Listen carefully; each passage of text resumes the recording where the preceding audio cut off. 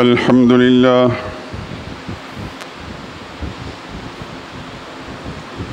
الحمد لله وحده والصلاة والسلام على من لا نبي بعده ولا رسول بعده ولا معصوم بعده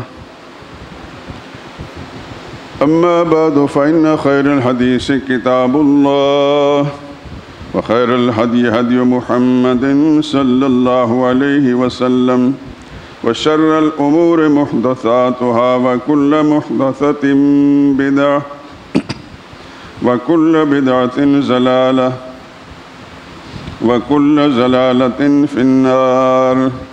أعوذ بالله من الشيطان الرجيم. بسم الله الرحمن الرحيم.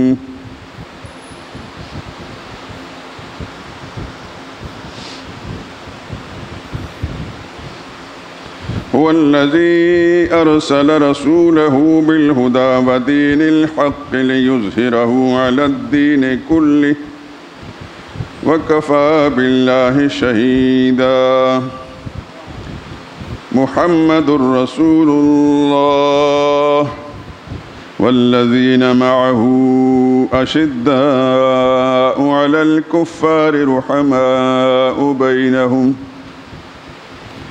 تراهم ركعا سجدا يبتغون فضلا من الله ورضوانا سيماهم في وجوههم من أثر السجود ذلك مثلهم في التوراة ومثلهم في الإنجيل كزرع أخرج شطأه فآزره فاستغلظ فاستوى على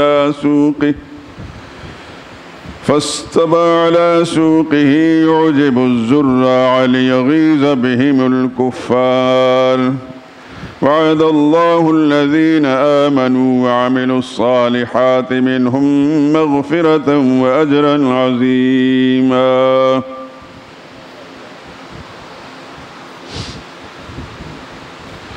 اور وہ اللہ ہی تو ہے جس نے اپنے نبی کو ہدایت کی کتاب اور سچا دین دے کر بھیجا تاکہ اس کو تمام دینوں پر غالب کرے، اور حق ظاہر کرنے کے لیے اللہ ہی کافی ہے۔ محمد صلی اللہ علیہ وسلم اللہ کے رسول ہیں، اور جو لوگ ان کے ساتھی ہیں وہ کافروں کے حق میں تو بڑے سخت ہیں اور آپس میں بڑے مہربان ہیں۔ اے دیکھنے والے، تو ان کو دیکھتا ہے کہ اللہ کے آگے جھکے ہوئے سر بسجود ہیں اور اللہ کا فضل اور اس کی خوشنودی تلاش کر رہے ہیں۔ کثرت سجود کے اثر سے ان کی پیشانیوں پر نشان پڑے ہیں۔ ان کے یہ اوصاف تورات میں لکھے ہیں، اور انجیل میں ان کے اوصاف اس طرح ہیں، وہ گویا ایک کھیتی ہیں جس نے پہلے زمین سے اپنی سوئی نکالی، پھر اس کو مضبوط کیا، پھر موٹی ہوئی، پھر اپنی نال پر سیدھی کھڑی ہو گئی، اور وہ کھیتی دیکھنے والوں کو خوش کرنے لگی تاکہ کافروں کا دل جلائے۔ جو لوگ ان میں سے ایمان لائے اور اچھے کام کرتے رہے، ان سے اللہ نے گناہوں کی بخشش اور اجر عظیم کا وعدہ کر رکھا ہے۔ سبحان ربک رب العزت عما یصفون وسلام علی المرسلین والحمد للہ رب العالمین۔ درود پاک پڑھ لیں۔ اللہم صلی علی محمد وعلی آل محمد کما صلیت علی ابراہیم وعلی آل ابراہیم انک حمید مجید۔ اللہم بارک علی محمد وعلی آل محمد کما بارکت علی ابراہیم وعلی آل ابراہیم انک حمید مجید۔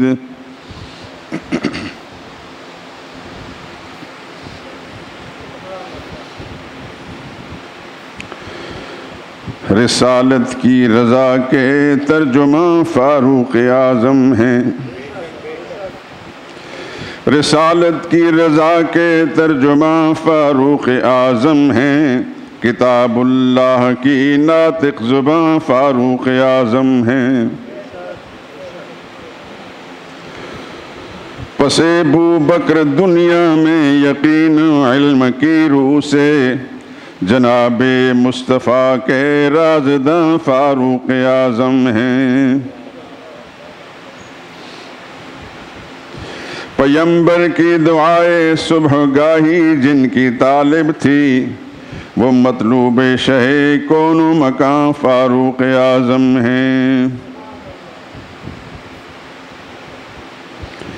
بفیض ساقی کوثر ملی ہے ان کو وہ رفعت کہ عرض منقبت کے آسماں فاروق اعظم ہیں۔ جو رہتے ہیں نبی کے عشق میں سرشار ہر ساعت وہ مرد با خدا فخر زماں فاروق اعظم ہیں۔ انہی کے دم سے زندہ ہے صلاح و رشد کی محفل، انہی کے دم سے زندہ ہے صلاح و رشد کی محفل، خدا والوں کے میر کارواں فاروق اعظم ہیں۔ ہدایت کی ضیائیں پھیلتی ہیں ان کے قدموں سے، ہدایت کی ضیائیں پھیلتی ہیں ان کے قدموں سے، سمائے اہتدا کے کہکشاں فاروق اعظم ہیں۔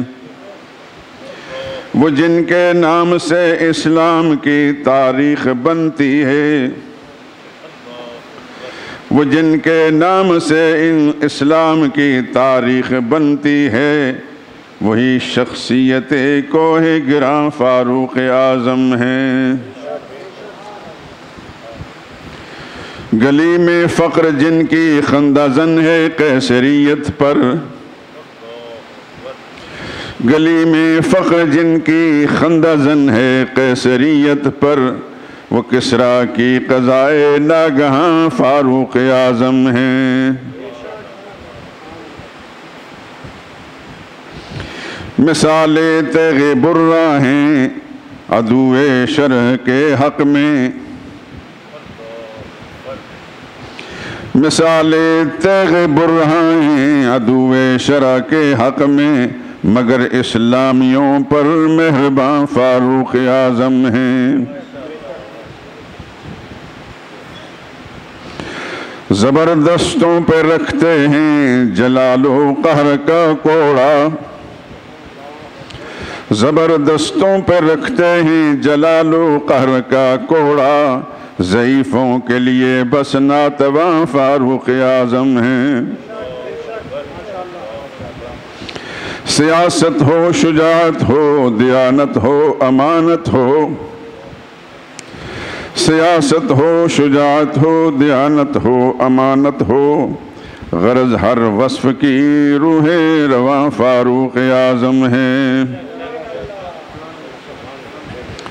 عیاں ہیں جن پہ اسرار و رموز لم یزل شوقی، وہ دانائے حقیقت بے زباں فاروق اعظم ہیں۔ رسالت کے رضا کے ترجمہ فاروق اعظم ہیں، کتاب اللہ کی ناطق زباں فاروق اعظم ہیں۔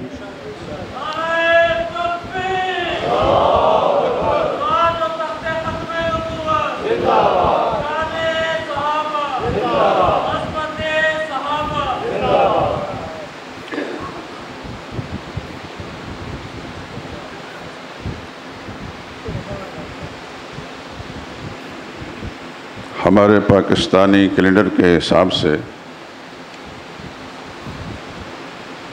اسلامی سال کا آخری مہینے کی غالباً آخری تاریخ ہے،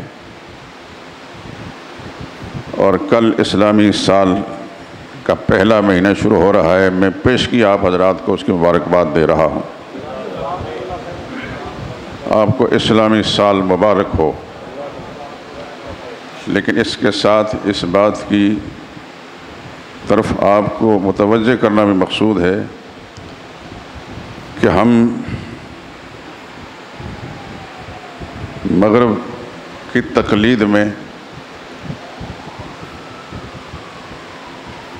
جب دسمبر ختم ہوتا ہے تو جنوری کے آغاز میں ایک دوسرے کو مبارکباد پیش کرتے ہیں۔ مسلمانوں کا سال محرم الحرام سے شروع ہوتا ہے، جنوری سے نہیں۔ اس بات کو ذہن نشین فرما لیں اور اس طرح کہ اس کو ایک مشن بنا لیں، اپنے ہر ملنے والے کے ذہن میں ڈالیں کہ اگر ہم مسلمان ہیں اور یقیناً ہمیں انکار نہیں مسلمان ہونے کا، تو پھر ہمیں اسلامی سال جو محرم الحرام سے شروع ہوتا ہے اس سے اپنے اسلامی سال کا آغاز اور اسی پر ایک دوسرے بھائی کو مبارکباد پیش کرنی چاہیے۔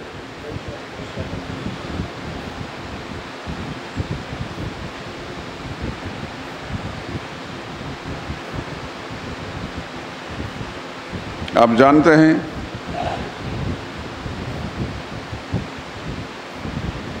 چاند کے حساب سے جو مہینے خالق کائنات نے اس کائنات کا نظام انسانوں کے لیے چلانے کے لیے جن کی کوئی ترتیب رکھی ہے، وہ یا 29 کے ہوتے ہیں یا 30 کے، 28 کے بھی نہیں ہوتے اور 31 کے بھی نہیں۔ جبکہ آپ دیکھتے ہیں کہ انگریزی مہینے کبھی 28 کے، کبھی 29 کے، کبھی 30 کے، کبھی 31 کے، لیکن اسلامی سال 29 یا 30 کا ہوتا ہے اس کا مہینہ۔ اس واسطے ایک تو یہ ذہن نشین فرما لیں اور دوسرا ان مہینوں کے نام بھی یاد رکھیں۔ محرم، صفر، ربیع الاول، ربیع الثانی، جمادی الاولیٰ، جمادی الاول نہیں، جمادی الاولیٰ، جمادی الثانیہ، رجب، شعبان، رمضان، شوال، ذیقعدہ، ذی الحج۔ ہمارے یہ اخبار والے جو ہے اللہ ان کو ہدایت دے، یہ اخبار کے ٹائٹل پر جو تاریخیں لکھتے ہیں تو پھر اس میں جمادی الاول، جمادی الثانی لکھتے ہیں۔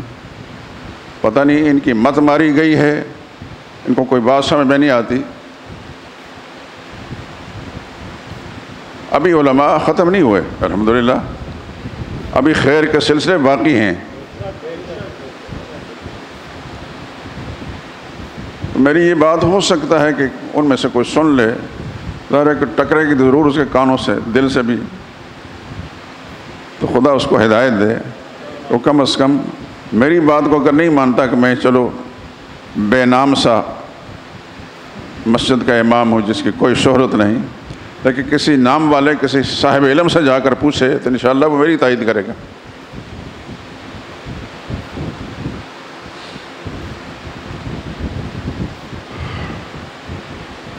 کل سے انشاءاللہ اسلامی سال پاکستان میں شروع ہو رہا ہے، اور اسلامی سال کی پہلی تاریخ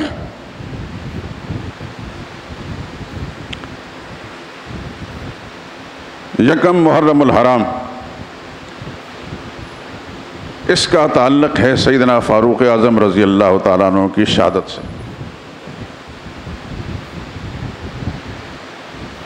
اسی سلسلے میں نے قرآنی آیات بھی پڑھی ہیں جو یوں تو سارے صحابہ اکرام کی ترجمان ہیں، لیکن میں سر فہرست شخصیت ہے سیدنا فاروق اعظم رضی اللہ تعالیٰ عنہ کی۔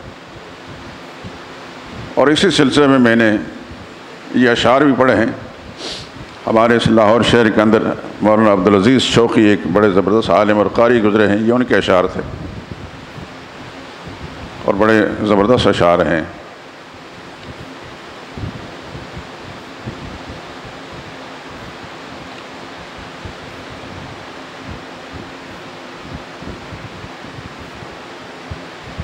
اسلامی سال کے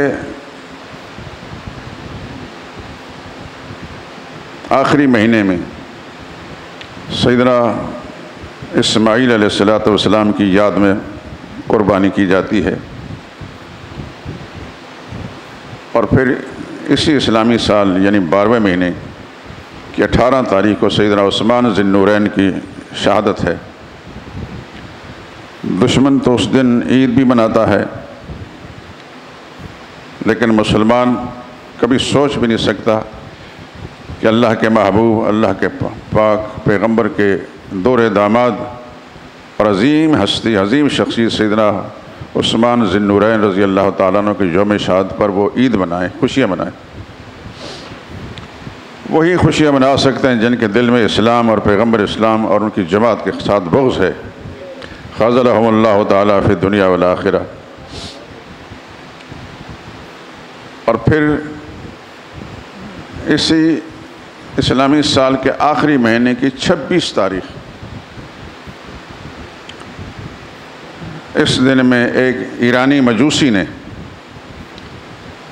ان پر شروع سے خدا کی لعنت ہے، اسلام کے دشمن، پیغمبر اسلام کے دشمن، دین کے دشمن رہے ہیں، ایک ایرانی مجوسی نے عین مسلح رسول پر سیدنا فاروق اعظم رضی اللہ تعالیٰ عنہ پر حملہ کیا نماز کی حالت کے اندر، اور حضرت فاروق اعظم رضی اللہ تعالیٰ عنہ گر پڑے۔ صحابہ نے اٹھا کر ان کو ایک طرف کیا، ایک دوسرے صحابی نے نیابت کے ساتھ نماز ادا کی۔ زخمی حالت کے اندر فاروق اعظم رضی اللہ تعالیٰ عنہ کو گھر پہنچایا گیا، اور 4 دن کے بعد یہ یکم محرم الحرام کو وہ اللہ کو پیارے ہو گئے۔ خدا کی ارب ہا کھرب ہا رحمت نازل ہوں، کروڑ ہا صلاۃ و سلام محمد مصطفیٰ صلی اللہ علیہ وسلم پر، اور کروڑ ہا رحمتیں ہوں آپ کی پاک باز جماعت پر۔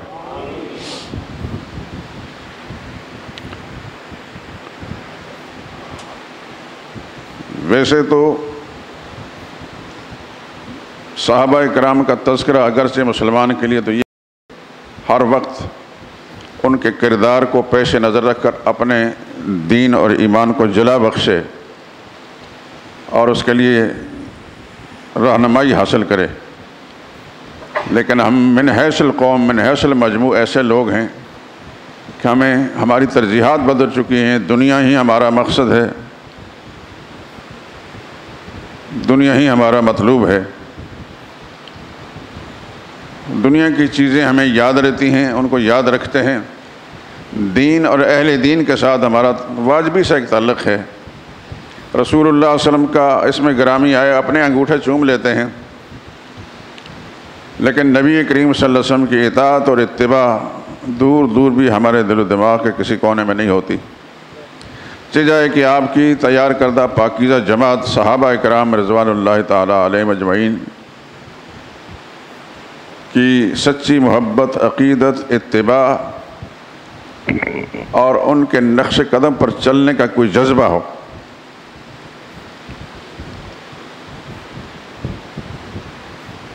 تو یہی چیز ایسی ہے کہ جو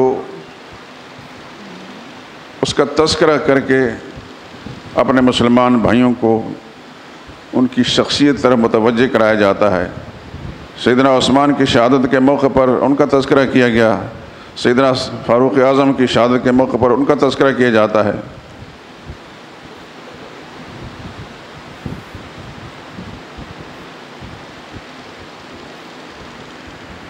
نام عمر ہے،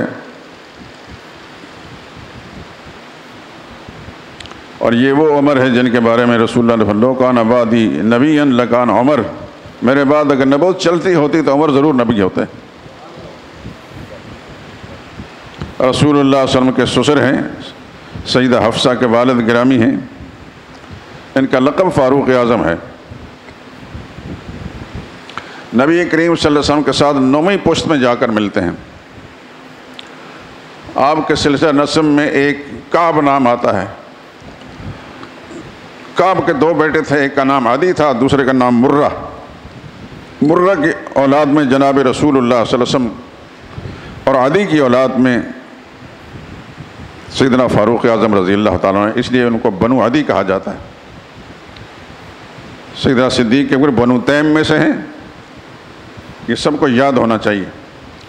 فاروق صدیق اکبر قبیلہ بنو تیم میں سے ہیں، اور فاروق اعظم قبیلہ بنی عدی میں سے ہیں۔ تیسرے خلیفہ سیدنا عثمان قبیلہ بنو امیہ میں سے ہیں، اور چوتھے سیدنا علی رضی اللہ تعالیٰ بنو ہاشم میں سے ہیں۔ یہ چیزیں یاد رہنی چاہیے۔ فاروق اعظم رضی اللہ تعالیٰ عنہ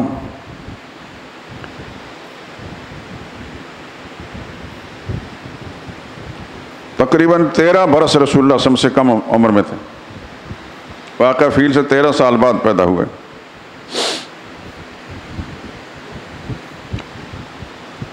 بڑے دلیر، بڑے بہادر، ان کا قبیلہ، بڑی خوبیاں اللہ تعالیٰ نے اس قبیلے کو عطا کی تھی، اور سفارت یعنی قریش کی سفارت جو ہے اس قبیلے کے ہاتھ میں تھی۔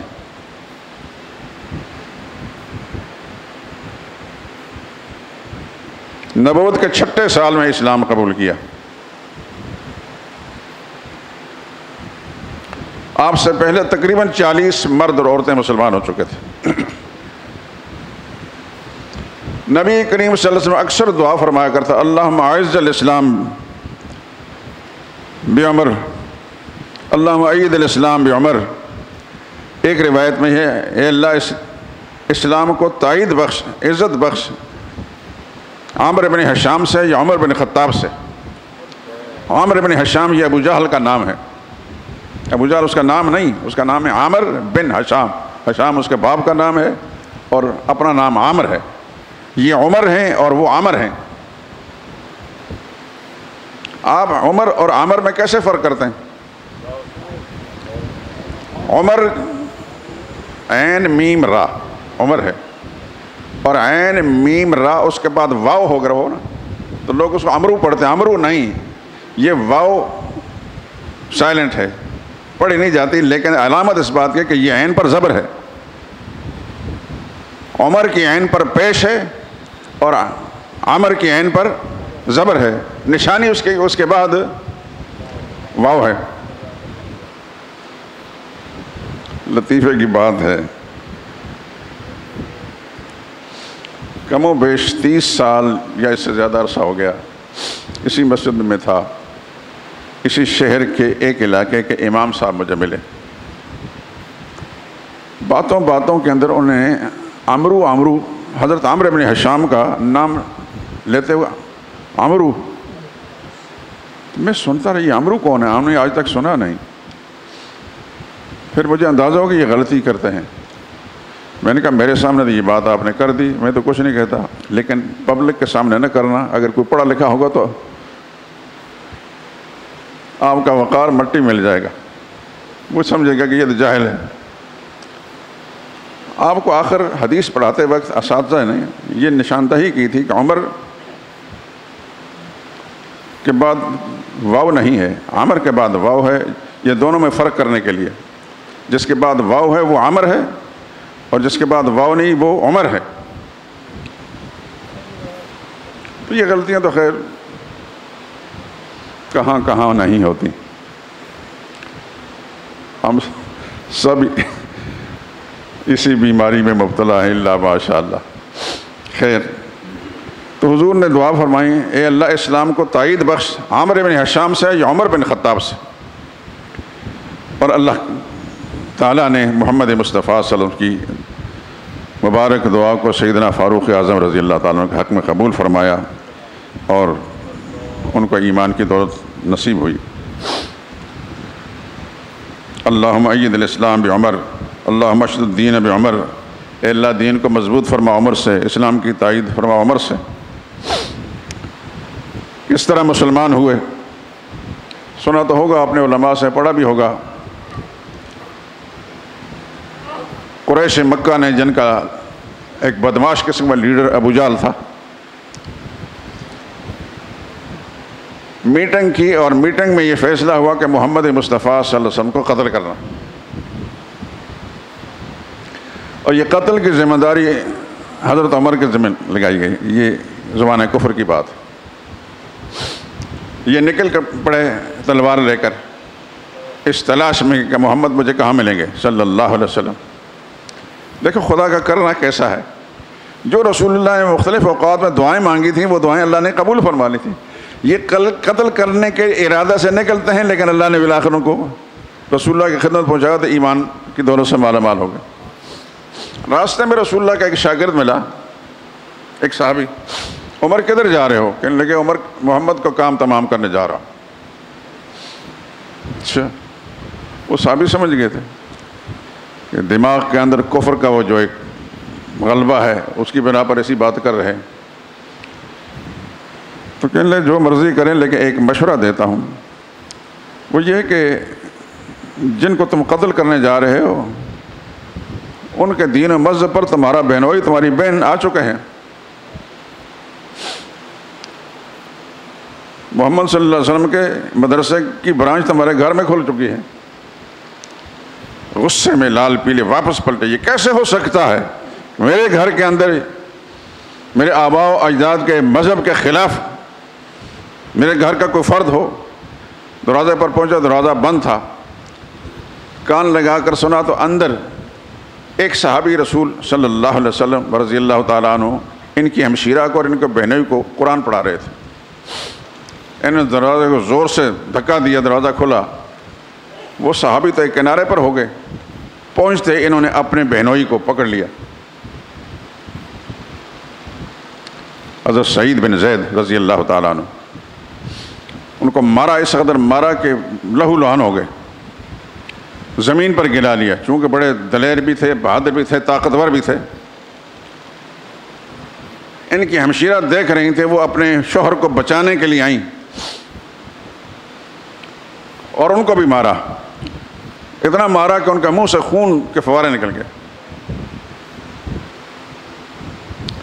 وہ بھی اسی عمر کی بہن تھی. تو کہنے لگی اشہد ان لا الہ الا اللہ اشہد ان محمد رسول اللہ. جو مرضی کر لو، یہ ایمان ہمارے دل سے نہیں نکل سکتا.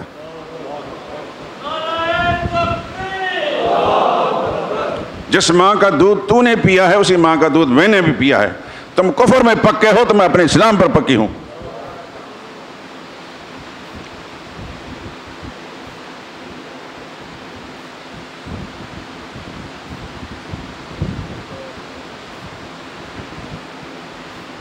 اس جملے نے ان کے دل پر بڑا عجیب اثر کیا. ایک دم کہنے لگے تم کیا پڑھ رہے تھے؟ وہ کتاب مجھے بھی دکھاؤ. بہن نے کہا تم مشرک ہو اور مشرک خدا کی کتاب کو ہاتھ نہیں لگا سکتا. پہلے غسل کرو. غسل کرایا. یہ جو کچھ ہو رہا ہے سمجھو کہ اللہ کی طرف سے قبولیت کے فیصلے شروع ہو چکے ہیں. غسل کیا، قرآن کریم ہاتھ میں لیا، کھولا. سورہ طٰہٰ کی ابتدائی آیتیں ما نزلنا علیک القرآن لتشقى. میرے پیغمبر ہم نے قرآن اس لیے نازل نہیں کیا کہ آپ اس کے بیان کرنے پر مشقت میں پڑ جائیں، مصیبت میں مبتلا ہو جائیں. الا تذکرۃ لمن یخشی. یہ تو ایک نصیحت ہے جو نصیحت حاصل کرے اللہ سے ڈرنے والا ہو. تنزیلا ممن خلق الارض والسماوات العلی. لیکن اگر اس کے بیان کرنے پر مصیبت آتی ہے تو برداشت کرنی پڑے گی، کیونکہ کسی معمولی حکمران کا حکم نامہ نہیں، بڑے بادشاہ کا حکم نامہ ہے. یہ نازل کردہ اس بادشاہ کا ممن خلق الارض، جس نے زمین کو بنایا، والسماوات العلی، اور بلند آسمانوں کو بنایا ہے. یہ کوئی چھوٹی سی کتاب نہیں اور چھوٹی ذات کا حکم نامہ نہیں. یہ خالق کائنات کا حکم نامہ ہے. اس کے بیان کرنے پر مصیبت آتی ہے، برداشت کرنی پڑے گی.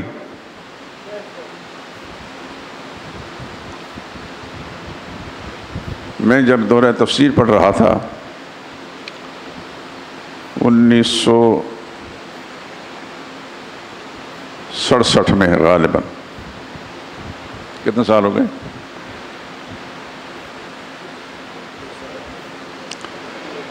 ہمارے استاد حضرت قاضی عصمت اللہ صاحب رحمۃ اللہ تعالیٰ علیہ یہاں تشریف لائے. درس بھی انہوں نے دیا ہے. خدا کی ارب ہر رحمت نازل ہیں ان پر. انہوں نے درس کے دوران فارسی کا ایک شعر پڑھا تھا. چونکہ ہم فارسی پڑھ چکے تھے تو ہمیں اس شعر کی نزاکت اور لذت کا احساس ہوا. آپ حضرات میں سے جو فارسی سمجھتے ہیں ان کو بھی مزہ آئے گا، نہیں تو میں ترجمہ کر دیتا ہوں. ہر کے عاشق شد اگرچہ نازنین عالم است، ناز کی کے راست آید 12ویں باید کشید. جو کسی کا عاشق بن جاتا ہے نا، عشق کے میدان میں وادی میں قدم رکھتا ہے تو وہ کتنا ہی نازک اندام کیوں نہ ہو، کتنا ہی ناز پروردہ کیوں نہ ہو، ناز کی کہ راست آیت بار میں باید کشید، پھر اس کو وہ نزاکت کام نہیں آئے گی، اس کو مصیبت اٹھانی پڑے گی۔ محمد مصطفیٰ صلی اللہ علیہ وسلم فرمایا کہ خدا کے عشق کے اندر مبتلا ہوئے ہیں تو پھر اللہ کے عشق کے اندر مبتلا ہونے کا مطلب یہ کہ اللہ کا کوئی پیغام سنانے کے وقت آپ کو مصیبت جھیلنی پڑے گی۔ فاروق اعظم نے جب یہ آیتیں پڑھی تو دن کا نقشہ بدل گیا، بالکل سارا غرور کافور ہو گیا، کہنے لگے مجھے بھی لے جائیں محمد کے پاس صلی اللہ علیہ وسلم رضی اللہ تعالیٰ عنہ۔ وہ اکڑی ہوئی گردن اب جھک گئی، تلوار یوں ہی لٹک رہی ہے۔ کسی نے بتایا کہ رسول اللہ دار ارقم میں ہیں، یہ باب صفا کے پاس ایک صحابی ارقم ان کا گھر تھا، اب تو نقشے بدلے ہوئے ہیں، وہاں رسول اللہ صلی اللہ علیہ وسلم اپنے چند مخلص صحابہ کرام سمیت تھے۔ چنانچہ وہاں کی نشاندہی کی گئی، فاروق اعظم جا رہے ہیں اس طرف، ایک دو صحابی رسول اللہ صلی اللہ علیہ وسلم کے دروازے کے پہرے دار ہیں، ان میں سے حضرت حمزہ بھی ہیں، کچھ ہی عرصہ پہلے مسلمان ہوئے، اور ایک صحابی بھی ہیں۔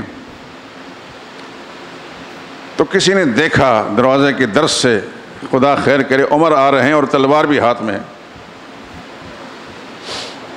نبی کریم صلی اللہ علیہ وسلم نے خاموشی اختیار فرمائی، اور یہ یاد رکھیں کہ پیغمبر سے بڑا بہادر خدا کی زمین پر کوئی انسان نہیں ہوتا، وہ اس کا اظہار کریں یا نہ کریں۔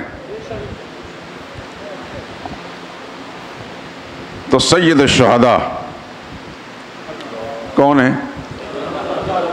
سارے بولیں، سیدنا حمزہ رضی اللہ تعالیٰ عنہ، اور اسد اللہ، شیر خدا بھی حضرت حمزہ ہیں، اسد اللہ و اسد رسول ہی، اللہ کے شیر، اللہ کے رسول کی۔ یہ تینوں باتیں جو ہیں میں آپ حضرات کے ذہن میں ڈالنا چاہتا ہوں کہ سید الشہداء بھی حضرت حمزہ ہیں، شیر خدا بھی حضرت حمزہ ہیں۔ یہ میری زبان سے نہیں، امام الانبیاء صلی اللہ علیہ وسلم کی زبان مبارک سے۔ ہماری کیا حیثیت ہے؟ تو وہ جو شیر خدا ہیں اور سید الشہداء، وہ دروازے پر کھڑے ہیں پہرے نظر بن کر۔ کسی دوسرے صحابی نے اشارہ کیا کہ عمر آ رہے ہیں، خدا خیر کرے۔ اس شیر خدا نے کہا گھبرانے کی ضرورت نہیں، آنے دو۔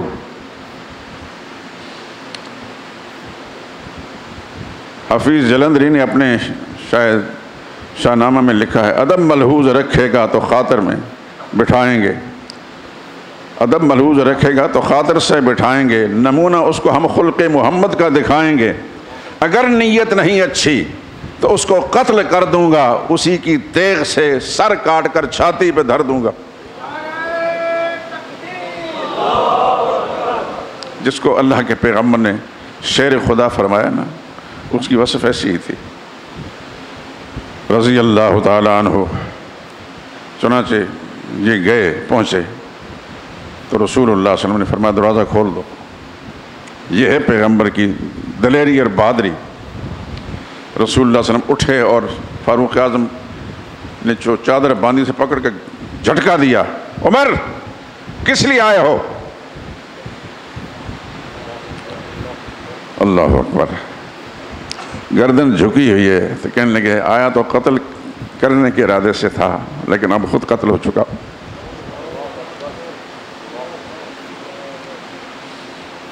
اشہد ان لا الہ الا اللہ واشہد ان محمد رسول اللہ، کلمہ پڑھا۔ رسول اللہ صلی اللہ علیہ وسلم نے نعرہ تکبیر بلند کیا، سب صحابہ کرام نے اتنی بلند آواز سے کہ پورے بیت اللہ اور اس کے ماحول کے اندر یہ نعرہ تکبیر جو اس کی آواز ہو گئی۔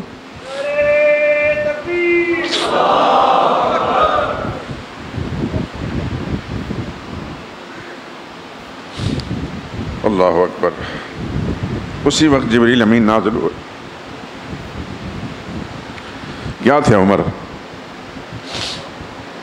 آ کر کہتے ہیں یا رسول اللہ لقد استبشر اہل السماء باسلام عمر، عمر نے کلمہ پڑھا ہے، آسمان والوں میں خوشی کی لہر دوڑ گئی۔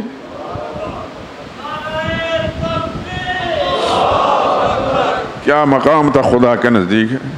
عمر کافر تھے، کفر میں تھے، علم الہی میں ان کا مقام پہلے سے متعین ہو چکا تھا۔ آسمان والے فرشتے سارے کے سارے خوشیاں منا رہے ہیں عمر کے اسلام پر،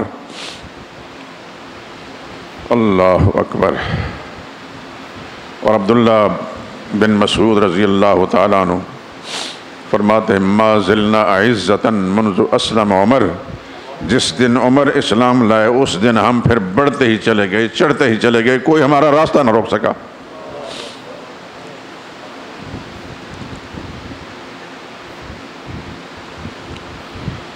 اللہ اکبر۔ خدا کی قسم، وقت کا دامن تنگ ہوتا ہے، نہ آپ کے پاس نہ ٹائم ہوتا ہے، نہ ہمارے جمعے کے محدود سی گھڑیاں جو ہیں اس کی متحمل ہوتی ہیں۔ اتنے مناقب ہیں، اتنی خوبیاں ہیں، اتنے فضائل ہیں کہ بیان کرتے رہیں تو ہفتے گزر جائیں۔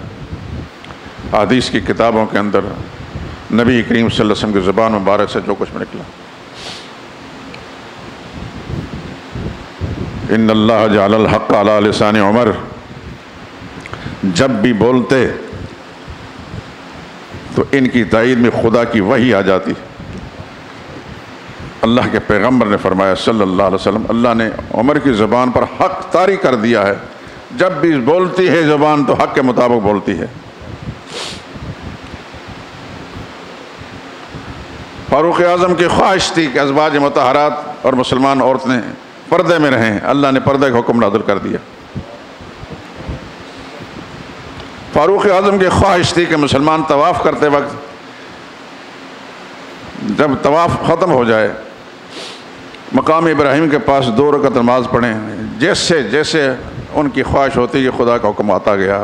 رسول اللہ نے فرمایا یہاں آپ حضرات جب جاتے ہیں تو طواف مکمل کرنے کے بعد وہاں 2 رکعت پڑھتے ہیں۔ یہ اس شخصیت کی خواہش پر اللہ پاک نے اپنے پیغمبر کی زبان مبارک سے ادا کیا۔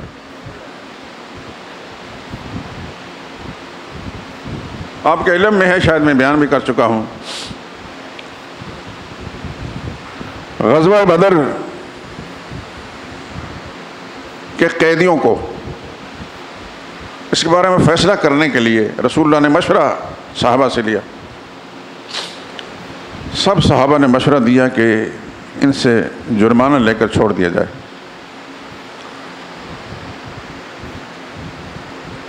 یہ ایک شخصیت ہے، لیکن سب کو قتل کیا جائے، میرے رشتہ دار میرے حوالے کی جائے، میں اپنے ہاتھ سے قتل کروں، علی کا رشتہ دار علی کے حوالے کیا جائے، ابوبکر کا رشتہ دار اس کے حوالے کیا جائے۔ وہ آتا ہے نا حدیث میں اشدہم فی امر اللہ عمر، خدا کے معاملے میں بڑا سخت انسان عمر۔ کوئی نرمی نہیں کسی درجے میں۔ رسول اللہ صلی اللہ علیہ وسلم کو دیگر صحابہ اکرام کی رائے پسند تھی، اور چنانچہ ایسا ہی ہوا۔ مصلحت وہی تھی کہ اگر ان کو اب قتل کر دیا گیا تو آنے والے زمانے میں ان سے جو اسلام کو فائدہ پہنچ سکتا ہے ان کے قتل ہونے کے بعد تو نہیں ہو سکتا۔ جرمانہ لے لیا گیا، اس کا اسلام کو مسلمانوں کو فائدہ پہنچا، اور وہ بعد میں پھر اسلام کے اتنے بڑے شیدائی اور رضاکار بنے کہ اس کی مثال کوئی نہیں۔ انہیں قیدیوں کے اندر حضرت عباس بھی تھے، رسول اللہ صلی اللہ علیہ وسلم کے چچا۔ انہیں قیدیوں میں رسول اللہ کے بڑے داماد بھی تھے، حضرت ابو العاص بن ربیع رضی اللہ تعالیٰ عنہ۔ چھوڑ تو دیا، لیکن قرآن کریم کی ایک سخت آیت نازل ہو گئی کہ اگر اللہ کی طرف سے کوئی فیصلے جو علم الہی میں ہیں نہ ہوتے تو آپ لوگوں نے ان پر جو چھوڑ کر جرمانہ لیا اس پر سخت عذاب آ سکتا تھا۔ سب صحابہ اکرام رونے لگے، رسول اللہ صلی اللہ علیہ وسلم بھی۔ فاروق اعظم کی مرضی کے مطابق اللہ پاک نے آیت نازل کی۔ اس لیے حضور نے فرمایا تھا ان اللہ جعل الحق علی لسان عمر، عمر کی زبان پر خدا نے سچ اور حق کو طاری کر دیا۔ جب زبان کھلتی ہے تو حق کے مطابق کھلتی ہے۔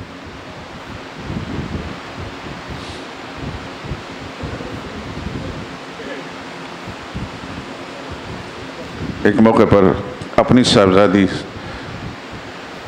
کون سی؟ اگلی صف والے نہ بتایا کریں۔ نبی کریم صلی اللہ علیہ وسلم کی زوجہ مطہرہ سیدنا فاروق اعظم رضی اللہ تعالیٰ عنہ کی صاحبزادی سیدہ حفصہ رضی اللہ تعالیٰ عنہ. تفصیلات چھوڑتا ہوں. فاروق اعظم ان کو نصیحت کرتے وقت فرماتے ہیں حفصہ میری بیٹی،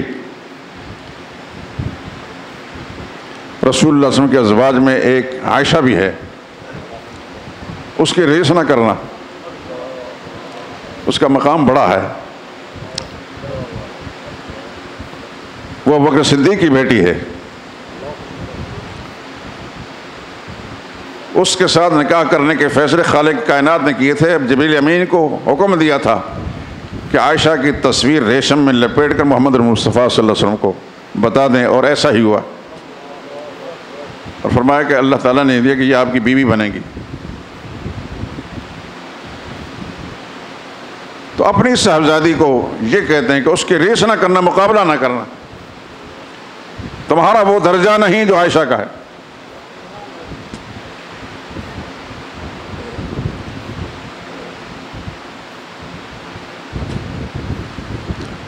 اللہ اکبر. کس کس پہلو سے دیکھا جائے خدا کی قسم یہ کوئی عجیب کہماگیر شخصیت ہے. غزوہ تبوک کے موقع پر جب رسول اللہ صلی اللہ علیہ وسلم نے چندے کی اپیل فرمائی، یہ پہلے بھی ذکر ہو چکا ہے، وہ جو فنا فی الرسول انسان تھا، جانتے ہیں آپ اس کو؟ فنا فی الرسول. ویسے تو اب ہم سب فنا فی الرسول ہیں، لیکن فنا فی الرسول ایک ہی انسان تھا، اور اس کو دنیا صدیق اکبر کے نام سے جانتے رضی اللہ تعالیٰ عنہ، جس نے جب سے رسول اللہ صلی اللہ علیہ وسلم کے ساتھ ایمان کا رشتہ جوڑا ہے تب سے سب کچھ، گھر بار مال سب کچھ رسول اللہ پر، اسلام پر، پیغمبر اسلام پر قربان. کل ہی میں مطالعہ کر رہا تھا کتاب کے اندر کہ رسول اللہ صلی اللہ علیہ وسلم ان کے مال میں، یعنی ان کا مال کسی کو دینا اور لینا اس میں اس قدر آزاد تھے کہ جس طرح اپنا ذاتی مال ہوتا ہے. ما نفعنی مال ما نفع مال ابی بکر، بار بار حضور نے فرمایا ابو بکر کے مال نے مجھے جتنا فائدہ دیا اتنا کسی کے مال نے مجھے فائدہ نہیں دیا. تو چندے کی جب اپیل فرمائی تو ابو بکر گھر میں جھاڑو دے کر جو کچھ بھی تھا، سوئیاں بھی نہیں چھوڑی ہوگی، گٹھڑی باندھ کر محمد مصطفیٰ صلی اللہ علیہ وسلم قدموں میں ڈال دی. قرائن سے اللہ کے پیغمبر نے سمجھ لیا کہ اس شخص نے گھر والوں کے لیے کچھ نہیں چھوڑا. اس سے پہلے فاروق اعظم رضی اللہ تعالیٰ عنہ آدھا مال حضور خدمت پیش کر چکے تھے. آدھا مال میں بول رہا ہوں، آپ سن رہے ہیں. آج اگر اسلام کی خاطر ہمارے مالدار مسلمان کو، پیسے والے مسلمان کو، یا کم مال والا بھی ہے، اپنے مال میں سے کچھ دینا پڑے تو ہر شخص اپنے آپ کو ٹٹولے، میرے دل کی کیفیت کیا ہوگی، میرا کردار اس وقت کیا ہوگا، میں کیا کر سکتا ہوں، کیا کر سکوں گا. لیکن فاروق اعظم رضی اللہ تعالیٰ عنہ فرماتے ہیں اس دن میں بڑا خوش تھا کہ میرے پاس کافی مال تھا. دل میں خوش تھا کہ آج ابو بکر سے نمبر لے جاؤں گا.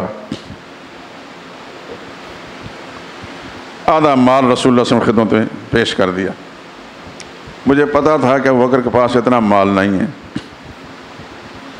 خوش تھا دل میں. تھوڑی دیر کے بعد وہ رسول اللہ صلی اللہ علیہ وسلم کا وہ رازدان فنا فی الرسول آیا، وہ گٹھڑی باندھ کر حضور کی خدمت پیش کی. آقا نے قرائن سے سمجھ لیا کہ شخص نے گھر والوں کے لیے کچھ نہیں چھوڑا ہوگا. پوچھا ابو بکر گھر والوں کے لیے کیا چھوڑ کر آئے؟ فرمایا اللہ اس کے رسول کی محبت چھوڑ کر آیا. کوئی دنیا ماں ایسا جنا یہ جن سکے کہ قیامت تک. وہ مجرد انسان نہیں، ان کا گھر بار ہے، بیوی بچے ہیں. اللہ اکبر. میں مطالعے میں دیکھ رہا تھا خواتین اسلام کا تذکرہ.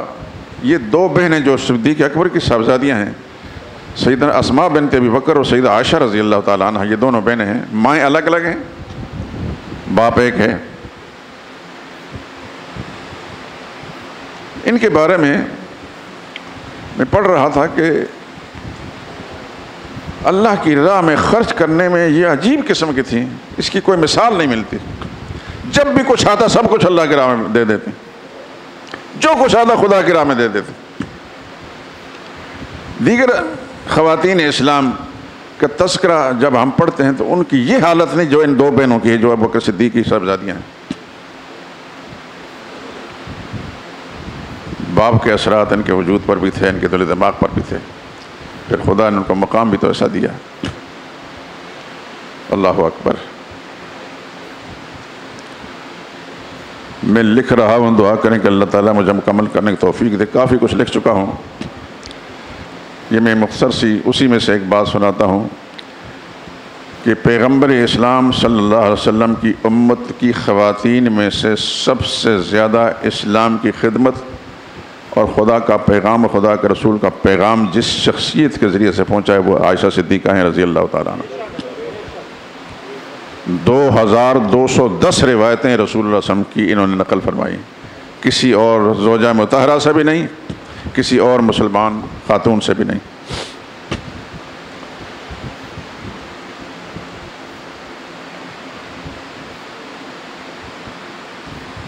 تحریر پڑھنے کے بارے میں تو سب نے لکھا ہے، عائشہ صدیقہ تحریر پڑھ لیتی تھیں، لیکن مسند احمد کی ایک روایت ہمیں ملی ہے، میں نے نقل کی ہے کہ عائشہ صدیقہ پڑھنا بھی جانتی تھی، لکھنا بھی جانتی تھی۔ اور ان کے بھانجے حضرت عروہ بتاتے ہیں کہ میں نے اپنی پھوپھی جان سے، اپنی خالہ جان سے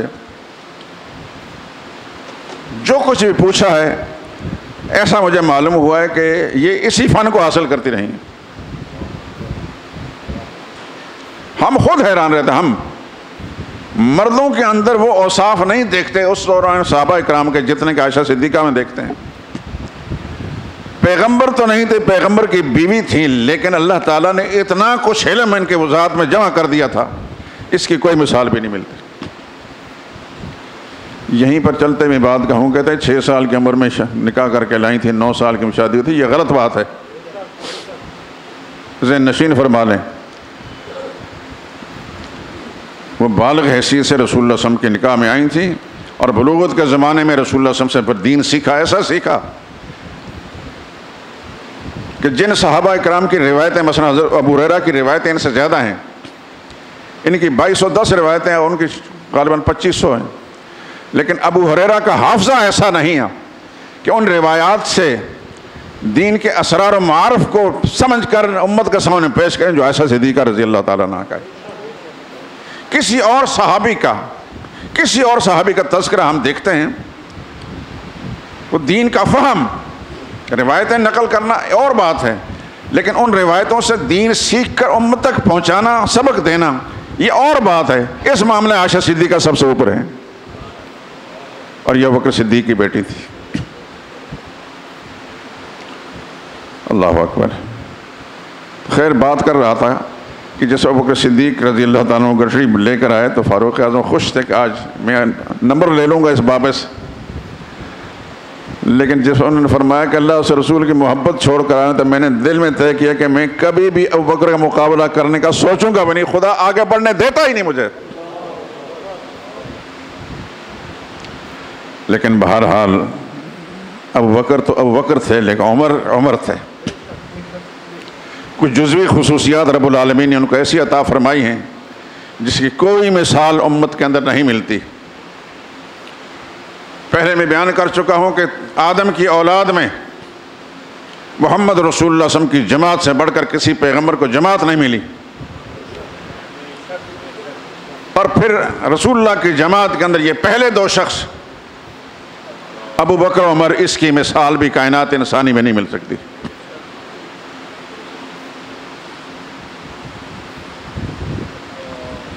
جس شخصیت کا تذکرہ ہے ان میں سے دوسری شخصیت ہے سیدنا فاروق اعظم رضی اللہ۔ ابوبکر صدیق کو تو صرف 2.25 سال ملے ہیں حضور کے بعد، اس شخص کو 10 سال ملے ہیں۔ اس نے اسلام کو 4 دانگ عالم میں پہنچا دیا۔ آج ان کے بنائے ہوئے اصول اور قواعد مغربی دنیا کے اندر کفار مشرکین اس سے استفادہ کر رہے ہیں۔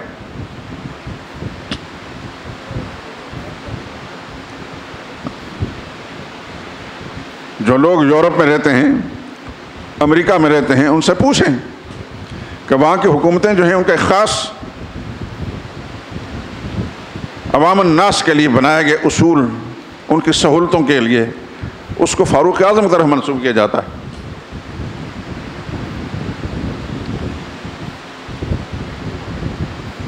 آپ کبھی موقع ملے تو علامہ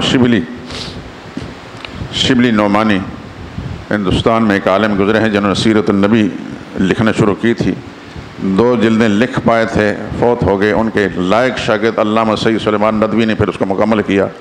ایک شاہکار کتاب ہے سیرت النبی پر صلی اللہ علیہ وسلم، اس کی کوئی مثال نہیں ملتی۔ اسی شبلی نعمانی نے پچھلی صدی کے اندر، 18ویں صدی کے اندر، 19 سال تک، یہ بھی 100 سال گزر گئے، اس سے پچھلی صدی کے اندر 18ویں صدی میں الفاروق نامی کتاب لکھی تھی سیدنا فاروق اعظم رضی اللہ تعالیٰ پر۔ وہ ایک شاہکار کتاب ہے، اس کے حوالے عرب دنیا کے علماء نے اپنی کتابوں میں دیے۔ اردو میں ہے، آپ حضرات مطالعے کے شوقین ہیں تو کتاب بازار میں مل جاتی ہے، پڑھ لیں انشاءاللہ العزیز۔ آپ کو خود اندازہ ہوگا کہ اللہ کے پاک پیغمبر کی یہ جماعت کے یہ لوگ جو ہیں جن کے تذکرے وہ چرچے اس انداز سے ہوتے ہیں، یہ کیا تھے۔